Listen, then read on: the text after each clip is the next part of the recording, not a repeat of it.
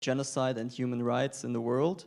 Professor William Schabas is a professor of international law at Middlesex University in London, emeritus professor at Leiden University and the University of Galway, distinguished visiting faculty at the Paris School of International Affairs, Sciences Po, and an associate tenant at the 9BR Barristers' Chambers in London.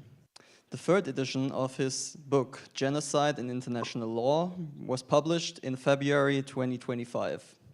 He has appeared as counsel before the International Court of Justice and the Grand Chamber of the European Court of Human Rights in cases involving Genocide Convention and is assisting Palestine and Nicaragua in the pending cases at the International Court of Justice. Professor Schabas is an officer of the Order of Canada and a member of Royal Irish Academy. In 2014, he served as chairman of the UN Commission of Inquiry into the Gaza conflict. Please welcome him with a warm welcome on a talk on state responsibility under Genocide Convention. Professor Schabas, could you confirm that you're hearing us? We would now be ready to receive your presentation. Well, thank you for inviting me to make a presentation. I have a lot of things to say. I hope I don't run out of time. There are two quite recent developments that I want to say a few words about before going into some of the background about genocide and the ongoing litigation on the subject of genocide regarding the conflict in Gaza. The first is the advisory opinion issued by the International Court of Justice only 2 days ago on the 23rd of October. This is the latest intervention or initiative by the International Court of Justice. It, in many ways, is a complement to the advisory opinion that the International Court of Justice issued last year in 2024, where it, amongst other things, declared that the occupation of Palestine by Israel was unlawful, was contrary to international law, and had to be brought to an end as soon as possible. And that prompted the United Nations General Assembly to adopt a resolution giving Israel a year to in effect, address this. And of course, Israel has not complied either with the results of the advisory opinion of last year or with the resolution of the United Nations General Assembly. The latest advisory opinion is strengthened by the fact that it's virtually unanimous.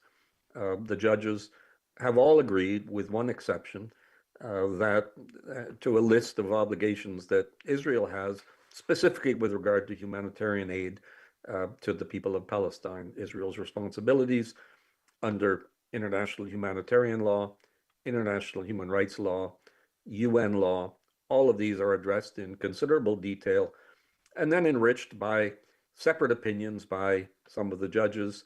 I draw your attention particularly to the declaration by Judge Tlati, the judge from South Africa, and Judge Romes Robledo, the judge from Mexico. So it's a very fine decision, and it builds on what the court has already stated with regard to the Gaza situation.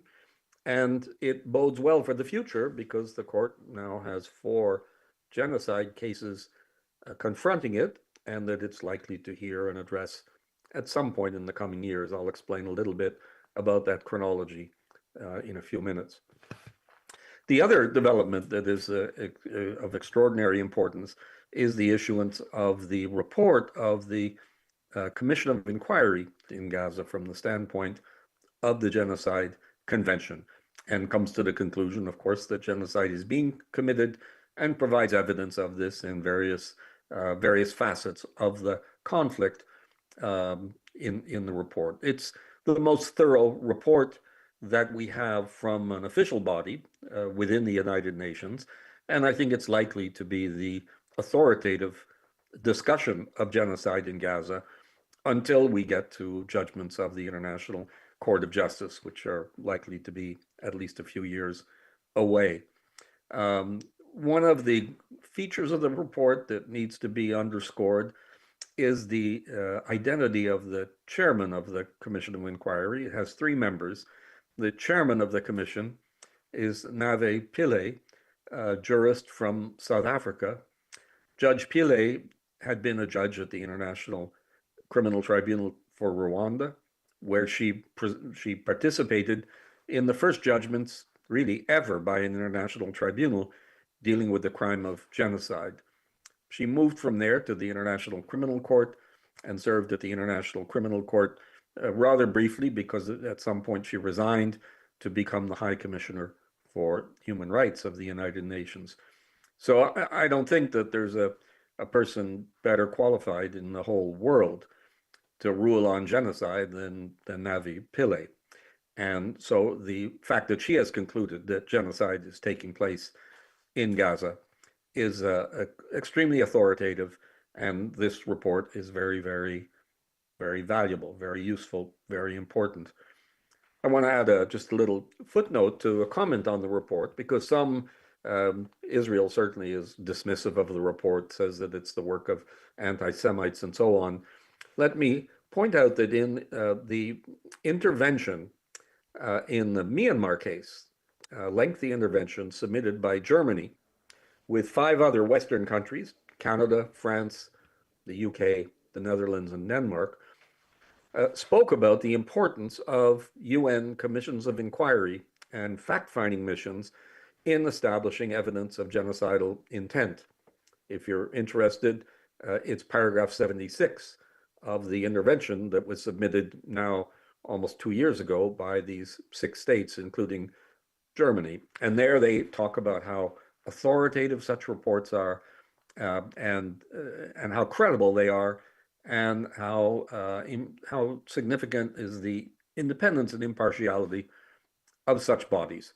So these are 2 very important recent developments.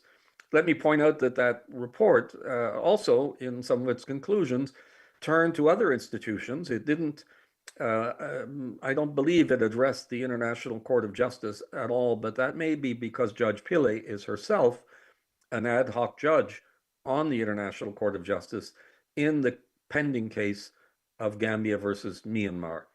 And it may have been felt inappropriate for her to address the International Court of Justice, given her involvement in the other case.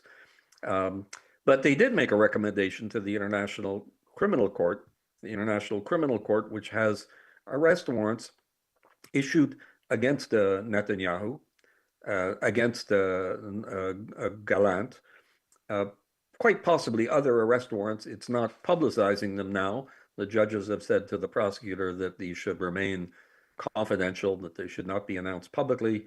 And so it may be that there are other arrest warrants that have also been issued against Israelis. And it's theoretically possible that they've included the charge of genocide. But we are waiting for the International Criminal Court, at least publicly, with that of the International Court of Justice, and with human rights mechanisms like the Commission of Inquiry presided over by Judge Pillay, and the reports of the Special Rapporteur Francesca Albanese.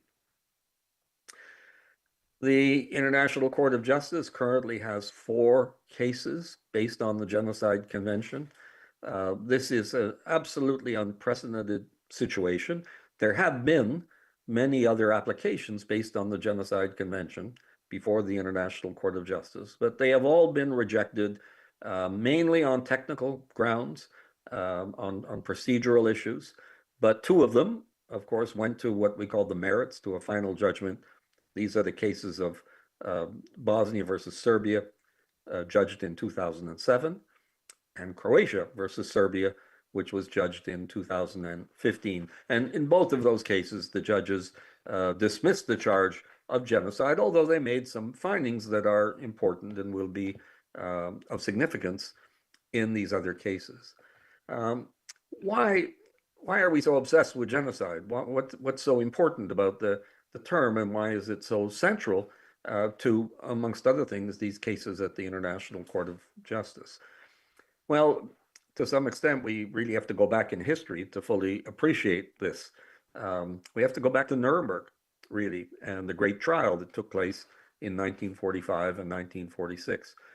Nuremberg convicted Nazi leaders not for genocide. The word, although it existed at the time, was not used in the charges, and it was not used in the judgment that was issued at the end of September and the beginning of October of 1946.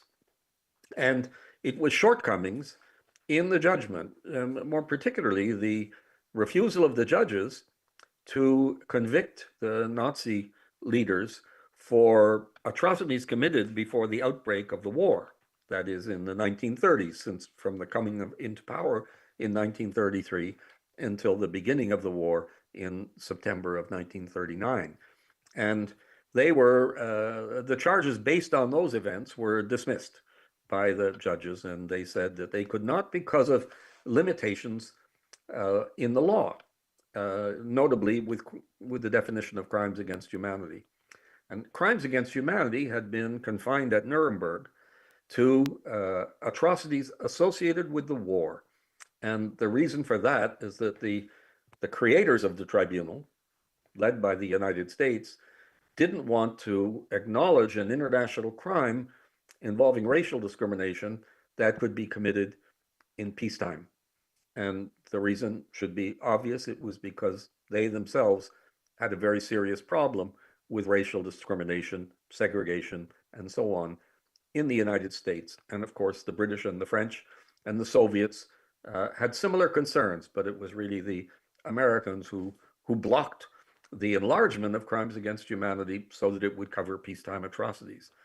And it was to correct that that the General Assembly of the United Nations adopted a resolution a few months later recognizing that genocide was an international crime that could be committed in time of peace as well as in time of war. When the resolution was proposed in November of 1946, just several weeks after the judgment at Nuremberg, the delegate from Cuba who proposed the resolution on genocide said, the reason why we're doing this is to fix the genocide, to fix the Nuremberg judgment, to correct a shortcoming of the Nuremberg judgment. So all of this led to our Genocide Convention, which was adopted in 1948.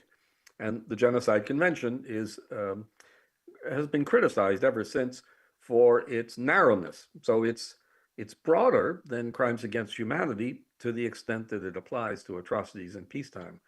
But it's much narrower than crimes against humanity because it requires the destruction of the group, the deliberate, intentional destruction of a national, ethnic, racial, or religious group. This is a definition in Article 2 of the Genocide Convention, and it remains to this day the definition of genocide that applies for the purposes of international law. Some countries, when they've legislated for genocide in their own domestic law, have modified the definition, usually by adding groups, such as political groups, to the definition. But at the international level, and this is the subject with which I am concerned, at the international level, the definition is still the one that was adopted in 1948. Now, the beauty of the Genocide Convention is that it provides us with a key to unlock the door to the International Court of Justice. And that's why the convention is so important to the ongoing litigation concerning Israel. In particular, the case filed by South Africa against Israel at the end of December of 2023.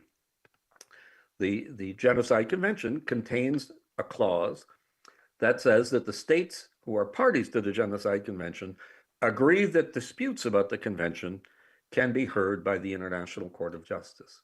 The International Court of Justice has a limited jurisdiction because it depends on states making declarations recognizing its jurisdiction in a general sense. And only about 70 of them have done this. Germany is one of them. Nicaragua is another. And this is why the case that Nicaragua has filed against Germany is broader in terms of its legal scope, in terms of what it deals with: customary law, crimes against humanity, international humanitarian law. It can do that because Germany has accepted the jurisdiction in a general sense of the International Court of Justice. But in the other cases, we need that Genocide Convention.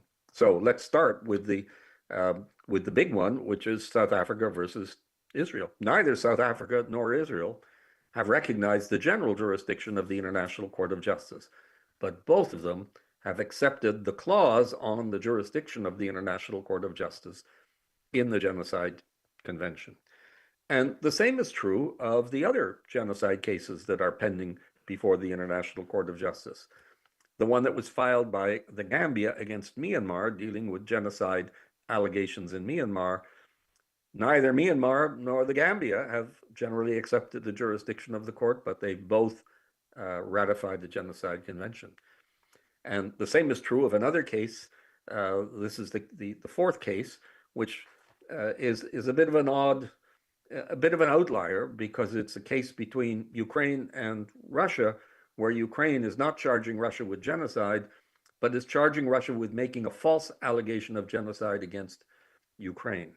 But once again, both Ukraine intervene. And so this, in part, explains our obsession, almost, with making the case of genocide, and the importance of doing it, because it enables the cases to come before the International Court of Justice. One other comment about the International Court of Justice and about the Genocide Convention. The definition of that I referred to before, that we find in Article 2 of the Genocide Convention, and it's repeated more or less word for word in Article 6 of the Rome Statute of the International Criminal Court. This definition was adopted by the General Assembly of the United Nations in 1948, when I think most of the states felt that they were adopting a convention that was similar in nature to other conventions that already existed dealing with crimes of an international nature. So in the 1940s, before the Genocide Convention was adopted, there were a number of international conventions or treaties that dealt with the obligations that states had in the case, for example, of international trafficking in narcotic drugs, human trafficking, destruction of undersea telecommunications cables. These were among the issues, and of course the great historic one was piracy. But the legal obligations that were created by these early treaties they didn't deal with the state committing the crime. They dealt with cooperation between states in enforcing the observance of the law, in prosecuting the crimes committed by individuals. And I think most of those members of the United Nations who adopted the convention in 1948 thought that they were adopting a convention like that was going to require the states that ratified the convention to ensure that people who committed genocide would be prosecuted. But the question has lingered for many years and was finally resolved by the International Court of Justice in the case of Bosnia versus Serbia in 2007, that the Genocide Convention also deals with genocide committed by the country itself, not by individuals, although, of course, it has to be committed by individuals as well, but that the state itself has a kind of criminal responsibility. We call it state responsibility. The state is responsible for actually perpetrating genocide. And that's what's at the root of the case between South Africa and Israel, and indirectly the case between Germany and Nicaragua, because Nicaragua is accusing Germany of being complicit in the perpetration of genocide in Israel, or in Gaza, or by Israel. So here's the problem that we have. We have a definition that was really drafted with a view to individual crime. It reads like a provision in a criminal code, in a text of criminal law. And that's why it uses language. It refers to the intent to destroy the group. That makes sense if we're talking about an individual, but it doesn't really make sense when we're talking about a state, because states, they don't have intent. They're complicated. It's not the psychology of a human brain. It's something different. It's an institution with various different forces within the institution, and states pursue policies generally. So when we're talking about the intent to destroy the group, I think that really we're talking more about the policy of the state to commit genocide. But it gets confused, and there are big debates about this. Criminal lawyers come to the courts and say, no, no, no, this is about dolus directus or dolus specialis. And they import language from criminal law that is really inappropriate when we're dealing with a state responsibility. Some of that's being addressed now because the submissions that the states make to the International Court of Justice, in principle, remain sealed. They're at the court, of course, and they're shared with the parties to the proceedings, but they're not public. And so the fact that they're not public means that we don't know exactly what the arguments are being made. We can speculate on what the arguments are. We have the application made by the state. We have indications of what their position is, but we don't have the text, and we don't have the arguments that they've set out. What we do have are a number of interventions in these cases. So this is one of the other extraordinary features of the current environment. We have these 4 cases at the International Court of Justice. Each one involves 8 countries. The 4 who've applied, the Gambia, Nicaragua, South Africa, and Ukraine, and the 4 that have a case to answer, Myanmar, Russia, Israel, and Germany. So, besides those 8 countries, we have something absolutely phenomenal. We have 45 countries who've intervened in the proceedings in one way or another. Just to give you an idea of how unusual that is, in the entire history of the International Court of Justice, which goes back to 1946, it's 79 years old, the International Court of Justice has had, I think, 3 interventions. In all of its cases, 200 of them, 3 interventions. And now it has 45 of them in the various cases before the court. Germany, for example, is pretty much involved in all of them. Germany, of course, is what we call the respondent. It's being sued by Nicaragua in the case that was filed a year and a half ago by Nicaragua. But Germany has also intervened in the case by Gambia against Myanmar, and I referred to this detailed statement about the interpretation of the Genocide Convention signed by Germany and 5 other Western states. Germany's also intervened in the case of Ukraine versus Russia more than once. And Germany has not yet intervened in South Africa versus Israel, although a German official, I don't remember which one, very shortly after the case was filed before the court at the end of 2023, a German official announced that Germany would intervene, they said, to support Israel in the case. So it's quite possible that Germany will be involved in all of them, although I suspect that the lawyers in the German foreign ministry are having second thoughts about this, because they have painted themselves into a corner in a way. They have made statements in the case between Gambia and Myanmar, where they call for a more liberal, broader approach to understanding the crime of genocide under the convention. They basically say to the court, it's been too hard to prove genocide in the cases that have come before the court, and you have to make it a little easier. They cite a judge in the 2015 case who dissented. This is the case between Croatia and Serbia. Judge Cansado Trindade of Brazil, who was then on the bench, he's passed away now. Judge Cansado called for the court to make it easier to prove genocidal intent. And Germany and the 5 other states said, please, look at that. Look at how much, look at what Cansado said. This is quite unusual to say to the judges, why don't you follow the judge who dissented from the majority in the case? But that's what they did. Now, they were doing it because they want to help Gambia prove genocide against Myanmar. And they had no idea when they submitted this detailed analysis of the Genocide Convention in 2023 that there would soon be a case filed by South Africa against Israel. Let me give you a couple of other highlights in that intervention by the 6 Western states, including Germany. They say that one victimized.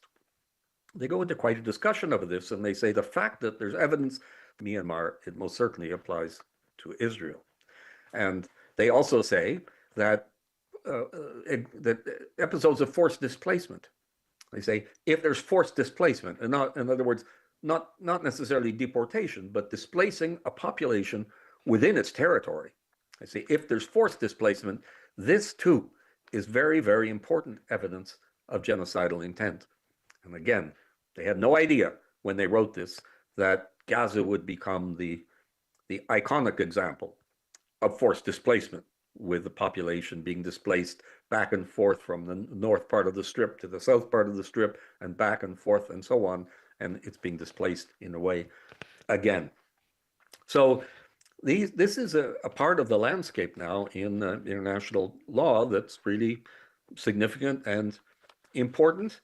I've been quoted in various media saying that I think the case that South Africa has filed against Israel is the strongest genocide case ever to come before the International Court of Justice. I believe that. I said that we don't know everything in the South African submissions, but South Africa took a very original novel security in the archives of the United Nations, where in several hundred pages they lay out the evidence they have of genocide. And they don't say it, but we can assume that this is very much an echo of what they have included in their submission before the International Court of Justice in the case against Israel.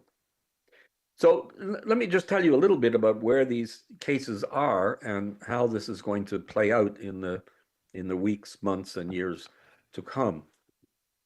The first of the genocide cases is the one filed by the Gambia versus Myanmar, and it refers to acts of killing, persecution, and so on that took place mainly in the period around 2017, 2018 against the Rohingya population. Rumors I've heard 2-3 weeks, that sort of 2-3 weeks, that sort of amount of time is rather typical. That's what the earlier cases between Bosnia and Serbia and Croatia and Serbia took, because they had to have evidence produced and the case was very serious and so on. So they will, I think it's likely they will set a date sometime perhaps within the next month or two, and that's likely to be at some point in the coming year.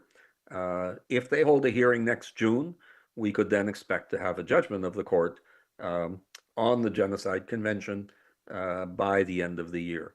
I can't anticipate what that judgment would be.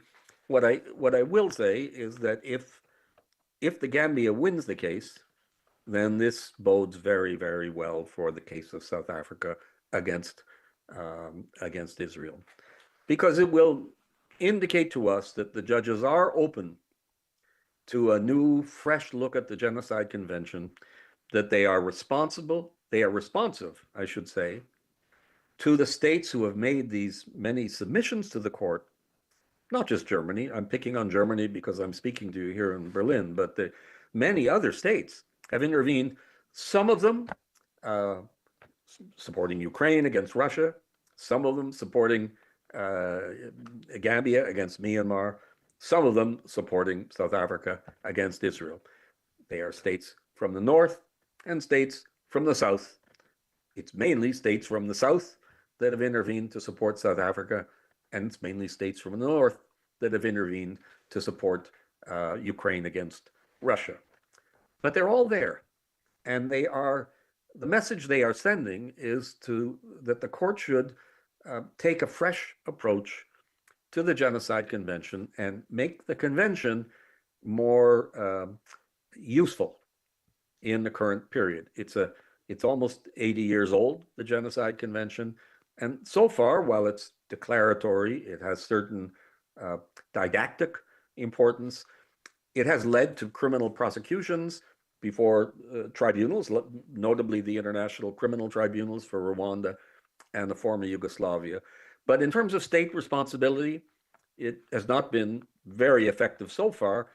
And one might have thought after the judgment 10 years ago in the Croatia case that governments would say, there's no point going to the International Court of Justice. But they're back there. They're back, and they're back there in force. with these 4 applications and the 45 interventions. And I believe that the court will be alive to that, will be responsive to that. But time will tell. It's a very fine court right now. We've never had as strong a court, and we had more evidence of it just 2 days ago in the advisory opinion.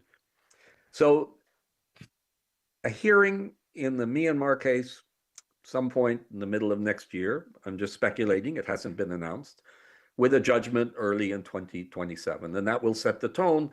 If the Gambia wins, South Africa is likely to win as well. But if the Gambia loses, in my opinion, the case against Myanmar has similarities with the cases in the former Yugoslavia that were rejected ultimately. And so if it's rejected, I don't think that that means that the South African case would be rejected as well. Obviously, it will be better for the South African case if the Gambia wins.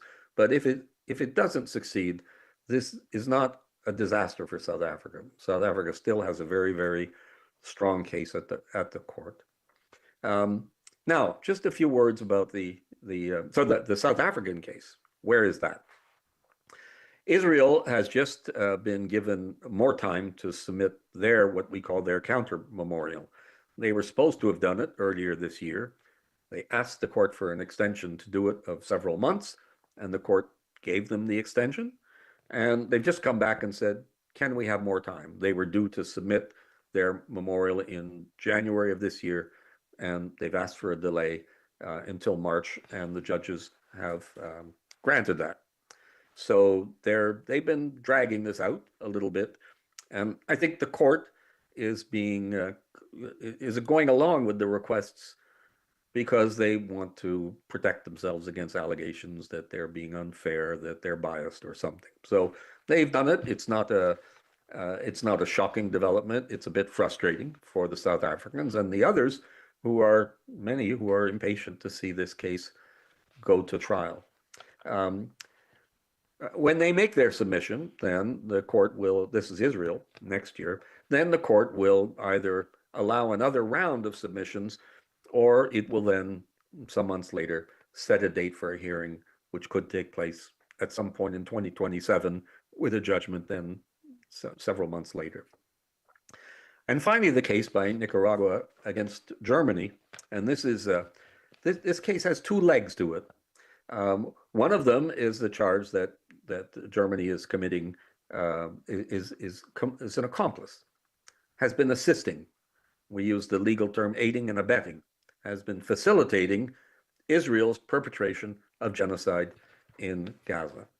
And the Genocide Convention is very clear that genocide can take the form of complicity in genocide as well. This is in Article 3 of the Convention. The second leg of that application is it's not entirely novel, but it is certainly the first time we will have a serious contestation of this issue. And that is that Germany is also charged with failing to prevent genocide.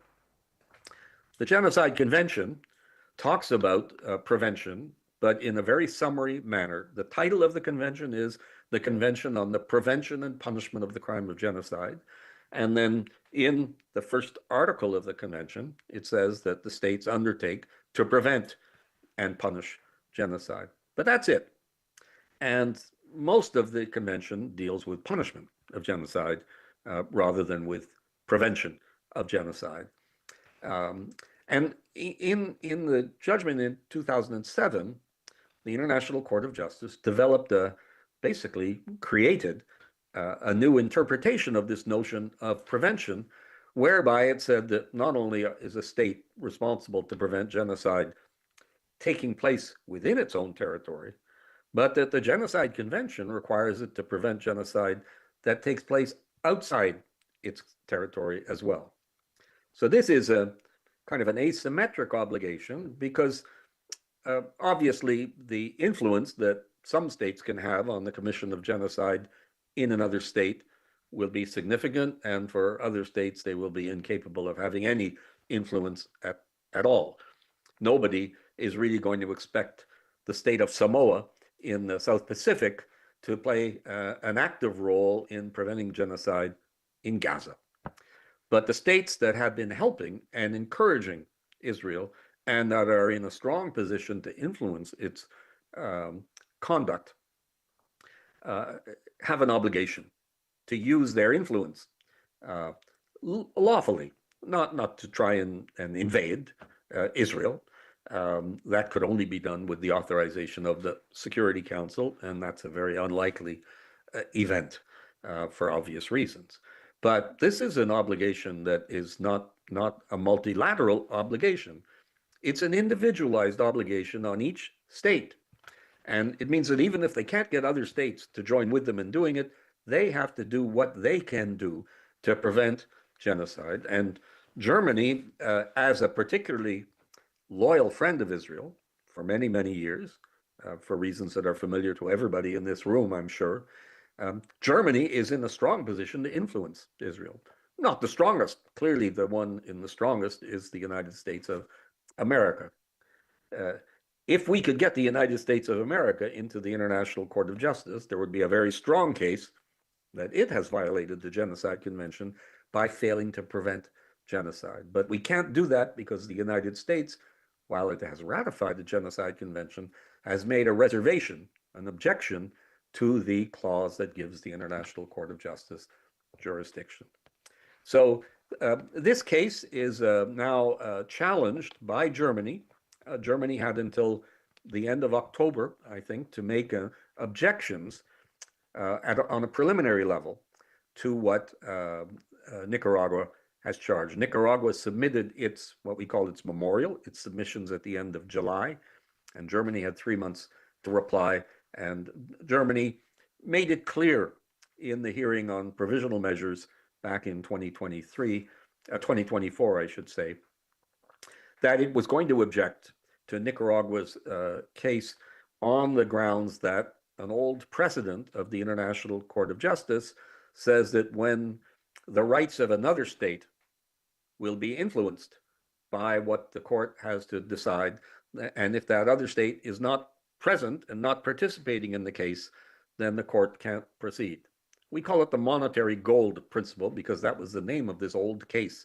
And it's a case that dealt with an entirely different set of circumstances. It dealt with the gold of Albania that had been stolen by the Italians when they invaded Albania in the Second World War. And then when the Italian government collapsed, the British and the Americans took the gold and moved it to London to be disposed of later. It was Albania's gold.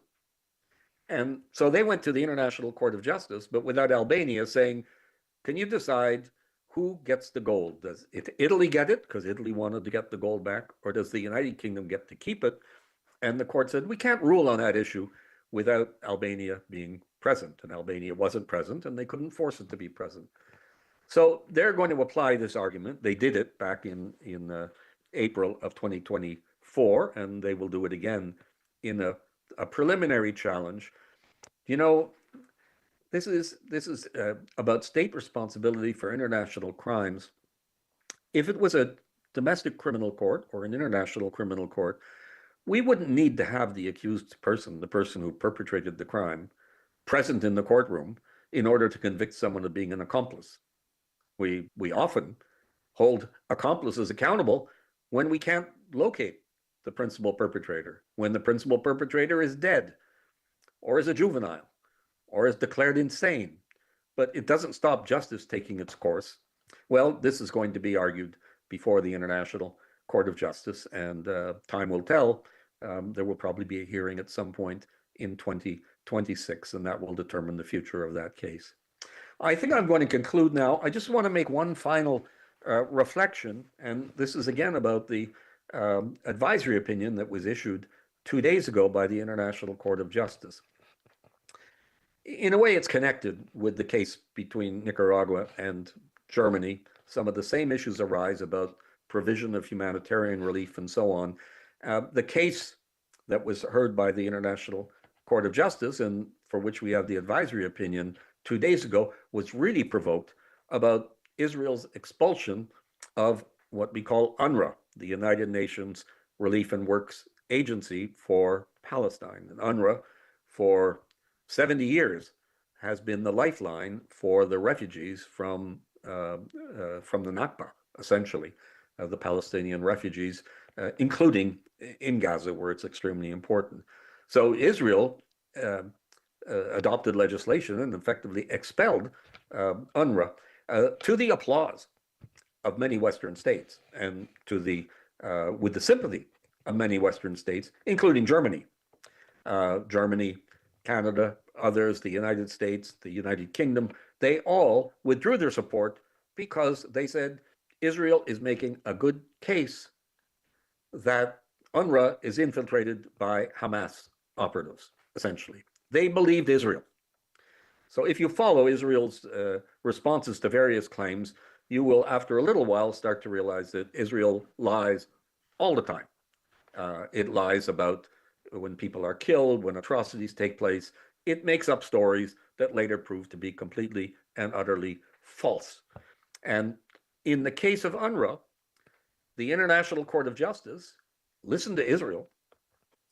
Israel made a huge, lengthy submission to the International Court of Justice to justify its expulsion of UNRWA, and using the arguments that were accepted and endorsed by Western countries, including Germany, a year and a half ago, almost 2 years ago. And the International Court of Justice just threw that away. And they said, Israel hasn't made out a case. Israel hasn't substantiated its case. How is it that Israel could substantiate its case to satisfy Germany and the United Kingdom and France and Canada, but it couldn't substantiate it to satisfy the judges, essentially unanimously, with one exception, of the International Court of Justice, including a judge from Germany, I should add. So I think this is an important takeaway also from the advisory opinion of Wednesday, of 2 days ago. I think I've covered the subject that I wanted to, and I was told that you wanted to have 10 minutes or so for Q&A. I'm very happy to do that if there's still time.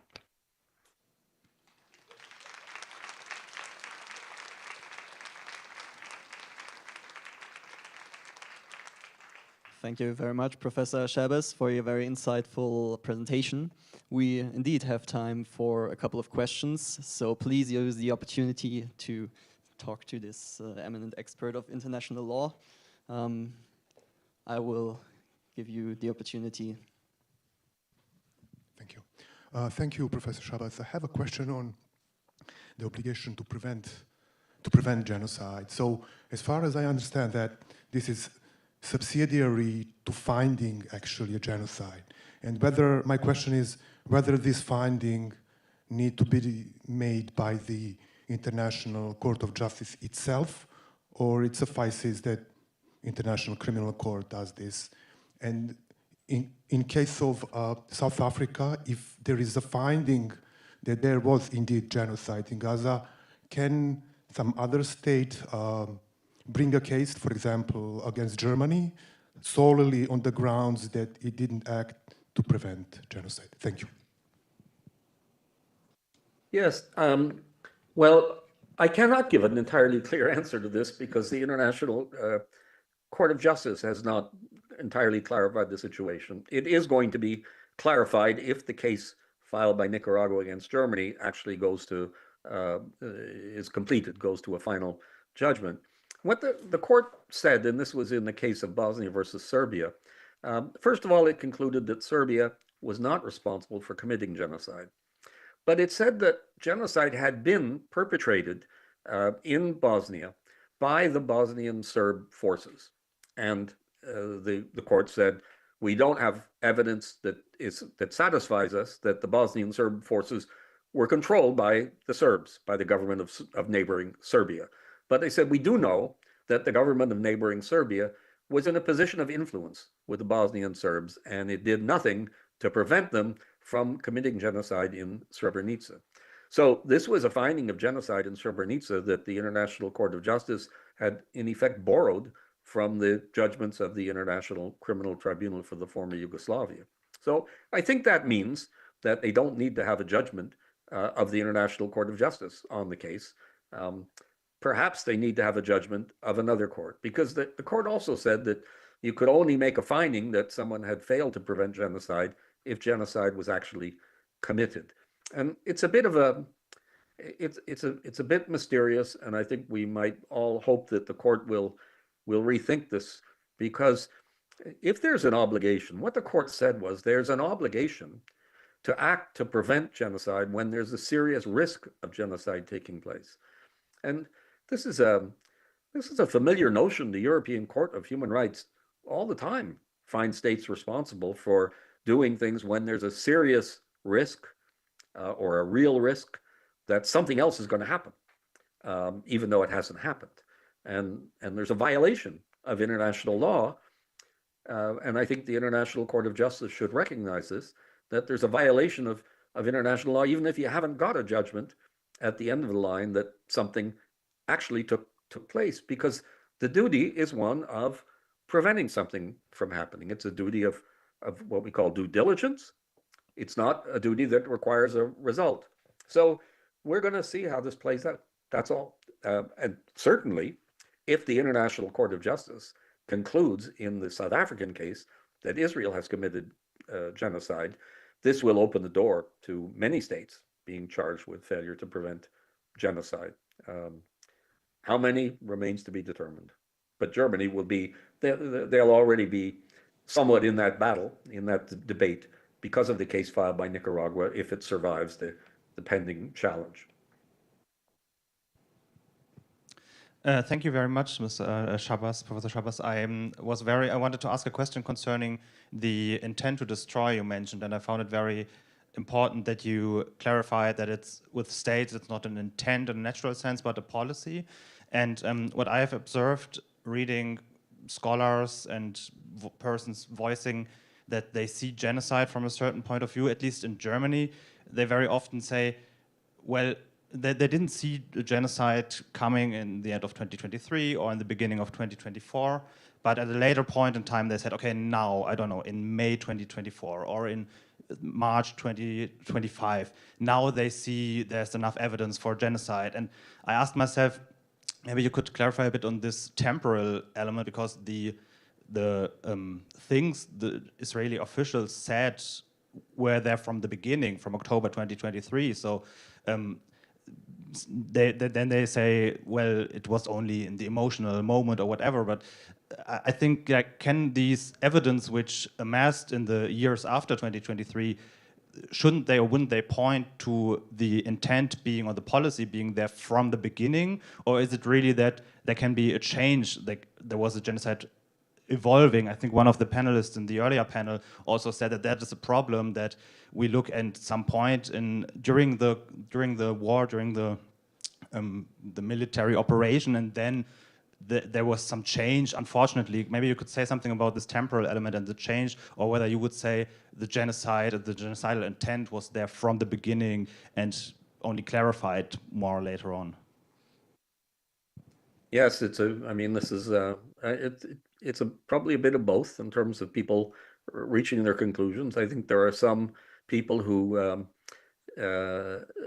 just waited for a while because they found the conclusion that genocide was being committed by Israel to be so painful in a way to reach that conclusion in many cases. In some cases also, people were fearful, intimidated because of consequences. There's been a lot of attacks on freedom of expression of academics, of NGOs, and so on. Some things have happened that have made it easier to talk about genocide. But if 2 years ago, I could talk about it at my university 2 years ago, or well, let's say in November or December of 2023, because of my age and seniority in the university, they can't really do anything to me. I'm not worried about my career. It's over. I'm at the end of it. And so I was free in a way to talk about it. But many of my younger colleagues were terrified about the consequences. And there were serious consequences. One of the things that's happened now is that this growing momentum, starting with the order, the Provisional Measures Order of the International Court of Justice at the end of January of 2024, but take it right up to the report of the Commission of Inquiry of 1 month ago. Surely now someone can say, I think it's genocide because there was a report of the Commission of Inquiry that was issued in September of 2025, and you can't dismiss that, saying that this is just anti-Semitic, that's all they're doing. And I've given some of the reasons, including the statement by the 6 Western countries about how reliable such reports are. So I guess first, in some cases it was a case of the genocidal intent was always there, but it was like there was a fog over it, and gradually the fog lifted. Maybe that was it. And in some cases, I think it was people who were reluctant to think the unthinkable or to state the unthinkable publicly, and that changed and evolved over time. So I don't think we can give a straight answer to that. I think looking back on it, that it's clear that there was evidence of genocidal intent from the beginning. And that we can make that case, in the same way we would with the Nazi Party and some of its leaders, who we could say had genocidal aspirations right from the beginning. I think that the question of the various elements that make up the evidence of genocidal intent has been,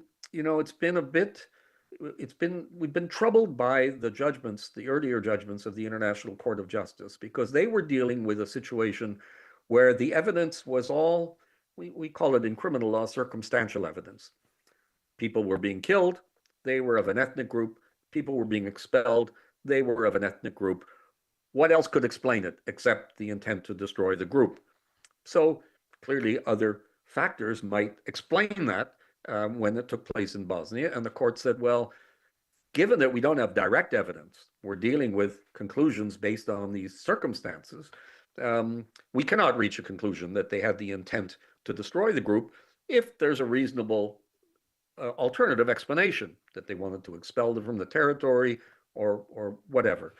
So I think what we need to have now, and I believe this to be very much the case with Gaza, is a more holistic approach to the evidence of genocidal intent that builds upon the circumstances. First of all, the huge number of casualties, deaths, but also the injured, the victimization of children, according to the report of the 6 countries. I agree that that's important.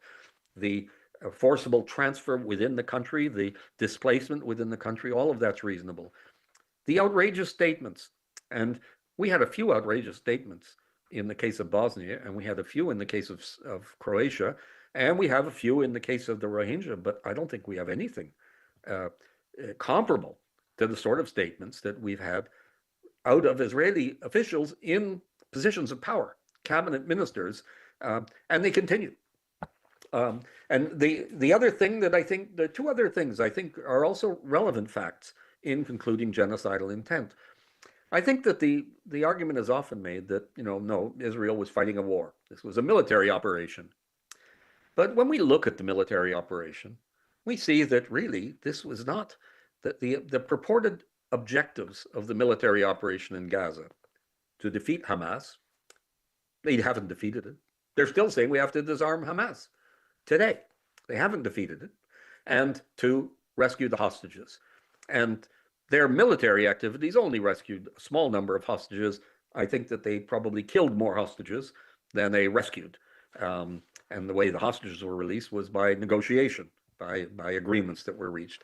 So what were they doing then? They were in there making Gaza unlivable, destroying the infrastructure, destroying institutions that had nothing to do with the conflict, hospitals, universities, and so on. Of course, saying, oh, because Hamas had a tunnel there or something. With the destruction they've wreaked on Gaza, surely they would have destroyed Hamas. But the fact is, they haven't, because they've been avoiding fighting Hamas. It would involve them going into the tunnels and taking a lot of casualties, a lot of deaths of their own soldiers, and they don't want to do that. They don't want to do that, and that all contributes to the fact that this is not their objective. So I think that's an important factor. And I also think that another important factor is the logic of what they're trying to do in that territory. The current leaders of Israel want to expand the borders of Israel so that it goes from the river to the sea. Some of them want to go even further. but this is madness that they're going to move into Egypt and into Jordan and Syria and so on. But they definitely want to take over the occupied Palestinian territory, the territory occupied since 1967. If they do, they annex a territory with a population of Arab Palestinians that is approximately equal to the population of Jewish Israelis. How can that work? I mean, it can work in theory with a full apartheid regime, but ultimately what they have to do is get rid of the Palestinians. They covet Gaza. They want to build hotels in Gaza. They have to get rid of them. If they would all pack up and leave tomorrow, I think that the Israeli leaders would be happy enough. But of course, they're not doing it, and they have nowhere to go. They can't leave the country, as we all know. For 2 years, those borders have been sealed. So I think that a holistic approach to proof of genocidal intent, with all of these factors come together, when they all come together, and this is what courts do when they rule. We don't have an app in our iPhone where we can punch in a bunch of things. Is there genocidal intent or not? Have they proven, in the case of an ordinary crime, have they proven intentional murder, or was it just an accident? But we can bring all of these factors together, and reasonable, experienced judges can draw a conclusion, and they will do that in this case. Thank you. We will take one final question. Thank you for your presentation.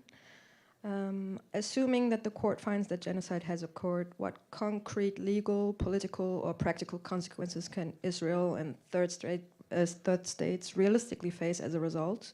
And more broadly, given that the enforcement of international law, as I understand, largely depends on the willingness of the states themselves to comply with it, because it doesn't have its own enforcement system, how realistic is it to expect that accountability and justice can actually be achieved? Well, the court can make a wide range of orders, including, well, let's start with a financial order. It can order that compensation be paid and that reparations be paid to the victims of genocide. And it could make such an order. It has done that in other cases. There was a case of between Uganda and the Democratic Republic of the Congo. The court ruled against them, against Uganda, and then they said to the two countries, see if you can work out a settlement. And they couldn't agree on a settlement, so the court ruled. I think it was about $325 million in that case. So the court could certainly make such a ruling, and then that ruling could be enforceable, not just within Israel, but wherever there are assets of Israel abroad. So, there's a possibility of enforcement there. But largely, especially when they're making orders like to stop the war, to give up the territory, this requires measures and mechanisms of enforcement that the court doesn't have, and that's not the court's fault. That's just the design. That's the idea. We have a court that establishes the law, declares the law, and then it goes to other bodies for its enforcement. And the problem there is that one of the main bodies for the enforcement is the Security Council, which is blocked because of the American veto under the Charter of the United Nations. Still, there'd be other consequences. There are, it's even hard to make a list of all the possible consequences. I gave a simple example just a few minutes ago of a consequence of the Provisional Measures Order of the International Court of Justice of January 2024, which gave to academics, journalists, activists more freedom of speech, because it became more acceptable to talk about genocide being committed by Israel. If the International Court of Justice was prepared to do it, why couldn't we? So that was a practical consequence. There will be many, many consequences for Israel if it loses this case. That's why it's going to fight it so hard. By the way, that's why it's saying that as a condition for a peace settlement, for a settlement, and they were saying even for a ceasefire, they want Palestine. Palestine has to stop its pursuit of lawfare. Actually, it's not Palestine who took the case against Israel. It's South Africa who did it. Palestine can't stop the case by South Africa. It's not Palestine that took the case against Germany. It's Nicaragua who did this. And it's not Palestine who did the prosecutions at the International Criminal Court. That's a decision by the prosecutor. Palestine doesn't control that. So, but it shows how significant it is that this figures when Netanyahu says, here's my list of things that I need. And that's one of them. So international justice stings, and we have to keep pushing it because it can sting more, and that's what we want to happen. Thank you very much. Thank you very much, Professor Schabas, for sharing your expertise with us. We really appreciate your time. Thank you for this very interesting talk.